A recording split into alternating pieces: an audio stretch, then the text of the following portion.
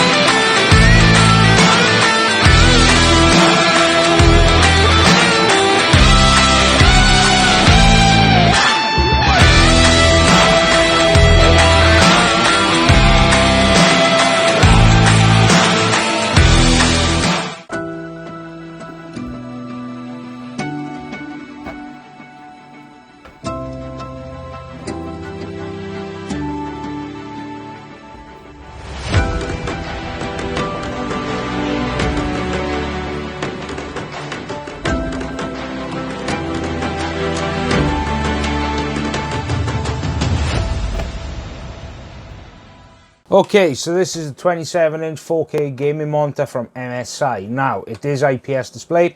It has quantum dot technology. That means that the colors are a lot more vibrant, up to 1 billion. That's what they say on the overall marketing. Now, in terms of the overall interface, I'm not a big fan of the interface. I think it's very clunky, and it's not very well done, to be honest, and that's just my personal opinion. Whether you like it or not, that's up to you. That's completely up to you. That's your personal preference, but my personal preference is it sucks. But what I will tell you is this monitor is gorgeous. Now at 4K, this is obviously on medium when it comes to CSGO. You don't really want to be playing this 4K at high settings. Oh, there we go. Right, that's done. Right, okay, they're all dead. Now, I am getting 200 plus FPS. This is at 4K, and it is set to 160 Hz, which is advertised at. Now, yeah, it's HDR 400, which isn't really HDR, but what I will say is because this is a 10-bit panel, it will look a lot more vibrant in HDR content. So obviously it's not a HDR monitor, but it will look nice in HDR. Easily 290 FPS per there. So what do I really like about this monitor?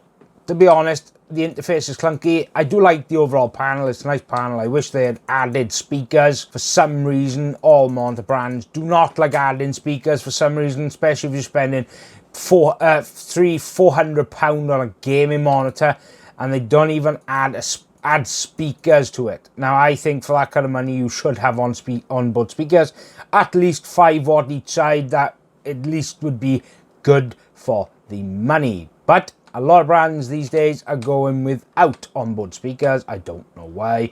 Probably due to the fact that a lot of people use headphones these days. Me, I don't. I actually use onboard speakers, but that's just me. I prefer it that way. I'm not really a fan of loud noises, so Personally, I'd rather that, but that's just me personally.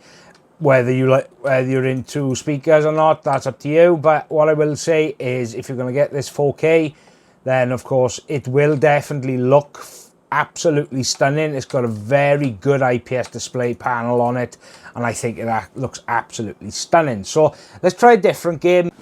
Okay, so what I'm going to do now, I was going to put Assassin's Creed Valhalla, but I'm going to put Shadow of the Tomb Raider. Now, not to say that this game doesn't still look good even to this day, but this will give you a good representation of what an actual game looks like. Now, yes, I showed you CSGO, but this is one way of me actually being able to talk to you. Now, what I like about the monitor is the overall panel. It's IPS, but it's also got quantum dot technology, which means that, as you can probably see through here, the colors are more vibrant. That is the whole point of quantum dot. It is to push the vibrancy of the colors. Now, this does have sRGB on it, as well as Adobe, so it does have a lot of creator type functions for a gaming monitor. Now, I've used it with Adobe. Me personally, I don't really, I mean, I couldn't really tell a difference, but that's just me. I am colorblind, so that could be a big major issue with that. But what I will tell you is, for the price at the moment, it is £380. I think for that price, it's not bad, because for 27 inches with a 4K IPS quantum dot, 160 hertz, you know, it's got DisplayPort 1.4 and it's got HDMI 2.1. It would be good for consoles, so it would be a good option to maybe go for an Xbox Series X or the PlayStation 5. I think this would actually do well. Now, in terms of course, the overall aesthetics, it's MSI. They do have a dragon. I'm Welsh, so I actually like the dragon, but that's me. Now, from here, as you can see, look at the overall colors, the overall landscape. Despite this game being very old now, it still looks gorgeous in 4K. And yes, this is at medium settings, because the overall test system I'm using is a Ryzen 9 5900X. It's got 16 gigs of DDR4, but the GPU is an RX 7600 XT.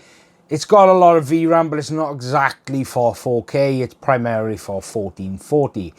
But it does the job okay at 4K at medium settings for such an old game. And despite that, this game still looks amazing. The colors are definitely vibrant. I will say that about Quantum Dot. I've had a few of them come through WELSHYTECH, and I will tell you the Quantum Dot, if you can't afford the OLED, then this is probably the next step down. It does look really, really nice. So yeah.